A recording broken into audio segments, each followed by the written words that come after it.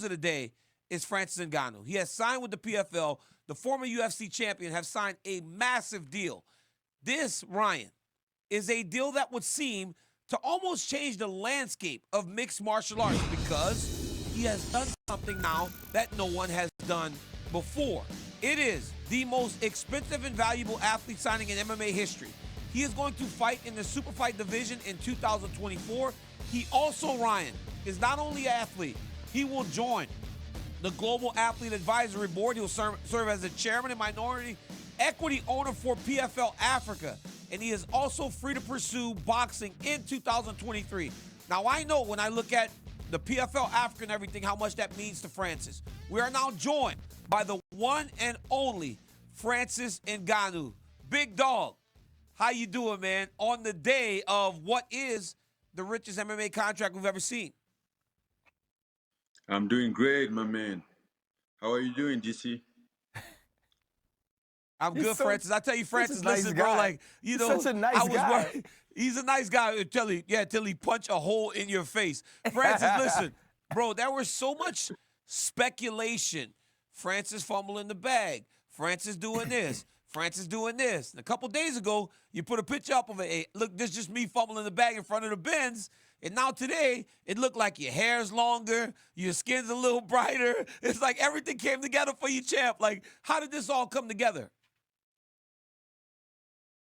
Well, I think this was done a long time ago. We didn't just sign it yet, but it was done all this time. So by the time you guys were out there making all those speculation, I wasn't worried about any of you. I was confident. Well, first off, Francis, the only one on this show that was making any speculation saying you fumbled the bag was DC. I was supporting you the whole time. How significant? Yeah, I saw DC said that like I should bite the bullet. I'm like, oh man, you don't just know what's going on.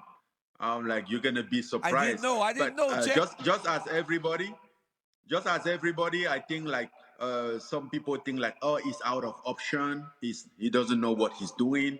Hey, believe me, man, I've been working on this for the past 3 years, and it's been going great. Champ, as you can see. But Champ, I call you, I text you, you don't answer the phone. So what am I supposed to do? No, you leave me with no option. DC, you didn't call me. You didn't text me. I have my phone right here. You want me to check? Francis, I'm going to tell you right now, BS. Daniel Cormier will tell a lie on TV, bro. He has zero shame, Francis. He will tell a lie and try to make you look bad, bro. But I do have an important question for you, though, Francis. When you're signing this deal, how important was it to you to be a minority equity owner in PFL Africa and also be on the board? This isn't just you continuing to be an employee or a worker. You've now become a boss. Well, first of all, I'm my own boss. But he was very important for me to get those. But you also have to remember that he wasn't even. This was such an easy deal because I didn't have to request for so many things. Like the fighter advising board, which is a board that will be there to advocate for fighter, is not something that I was looking for because he's just a position to speak on behalf of other fighters that are not in the same position who doesn't have that opportunity. So it could be anyone else, and this is something that I have been fighting about, and anyone can sit there. So it's not like some attribute to me. Fighter advising board being in the PFL since the beginning. I'm just the first active fighter to sit in that table. And I think somebody like DC can sit at that table as well, as is a huge icon of the sport to help. Like, he knows what is the challenge in the sport to fight for this guy.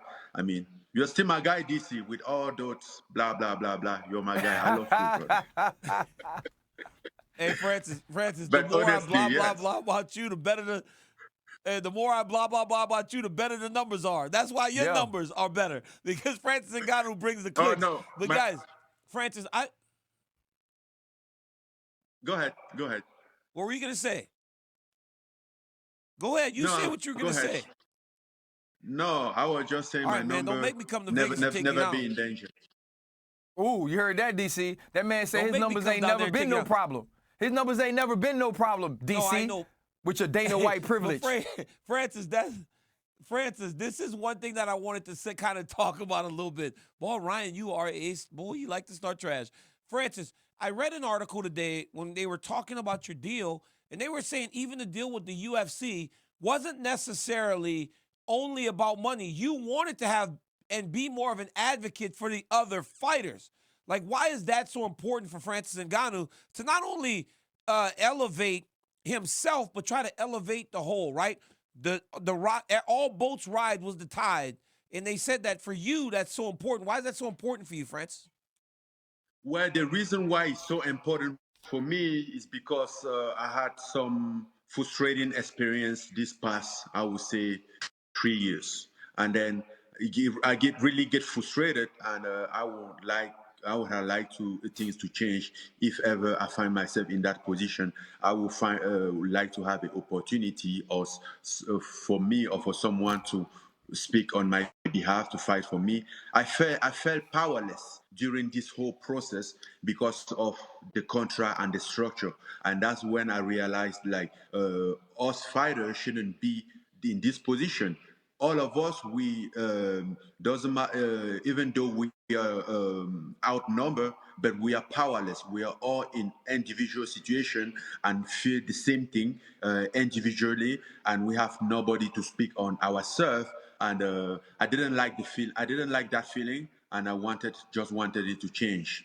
In case I get there, or for those who I stood there, because I realized it wasn't only my situation. So many people was in the situation. Obviously, I was one of the first to have the opportunity to get out of it, but still remember that the problem is still there. You know, Francis, a big part of this contract is also having the opportunity to pursue other fights outside of the PFL, namely boxing. We got to see you stand face to face with Tyson Fury, and I think we were all excited about that. What are some of the things you want to do outside of the PFL and some of the fights you'd be eyeing in boxing? Some other fight, I would say all those big fighters, Tyson Fury, Deontay Wilder, Anthony Joshua. I want to fight them. You know, that's the fight that I have my eyes on. And that's Francis, why, during this time, right? Sorry, go ahead, Francis. No, I was like, that's why this deal was only MMA exclusive.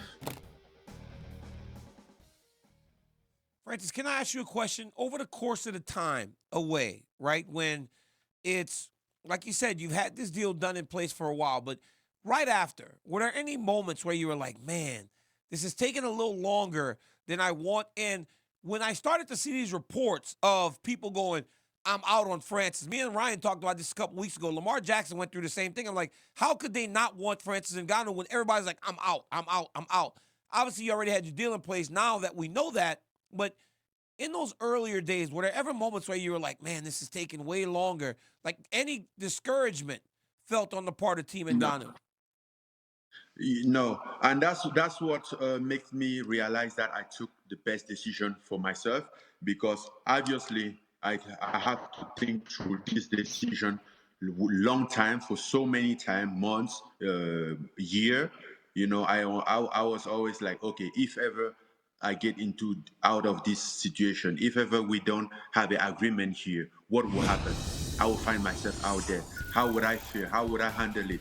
And I think about it so many times, and like, okay, shouldn't I just stay here and just take it, whatever it is, and be comfortable? And I'm like, no, I can't do that, you know.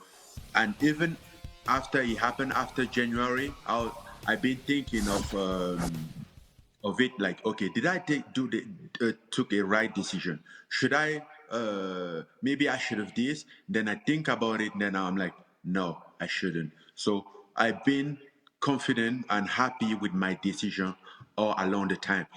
Even without knowing where I'm going, I wasn't worried about it. at all. You know, even before we come to an agreement, I wasn't worried about a deal. And let me tell you something. If at the end of the day I didn't have a deal, or we didn't make this deal happen, I would still be okay because I stand for what I stand for. You understand? So I'm not just I refuse to change my position and to drop down my position, to give up my position just because I want to feel comfortable, just because where I it's hard, just because this. No, I took my position and I'm confident with it and I'm happy with it. Francis, last one before we let you go, champ. Any regret that the Jones fight didn't come together? I gotta know. Any regret, Always, especially I will, watching what he did I to will Cyril always Gahn. have I will always have a regret of not fighting John Jones. I think you know, being in the sport, being in this position, what you want to do is to test yourself against somebody like John Jones, who stand as a god of the sport. You can argue that to him. I will always and still this day, I'm like, if ever there is an opportunity to fight John Jones, we will do it. But I don't know how. Maybe a cross promotion. I don't know, but John is somebody that anyone that's looking to make a legacy in this sport would like to fight. It's like back in the day, Hey, Francis. everybody has to fight. When you're the guy, you have to fight. It's good to fight Federer, you know, because he was out there doing his thing and he was the guy, and you couldn't argue that. I think it's the same thing right now, and I think he goes both way. Even for John Jones, this fight was a good fight to make a statement. Hey, hey, Francis. Thank you for joining us, champ. Listen, man. Answer your phone now because you act like I'm the one doing your contract negotiations, like I work for the UFC. So you screaming at me like I'm Dana White or Hunter Campbell. Like, answer your phone for me next time, Francis. Thanks for joining us, champ, and congratulations on the big deal. Man, congrats, champ. Thank you, DC. Thank you. Make sure that you have a correct number, though, and make sure to let it ring next time. Yeah, my man. Congrats, France.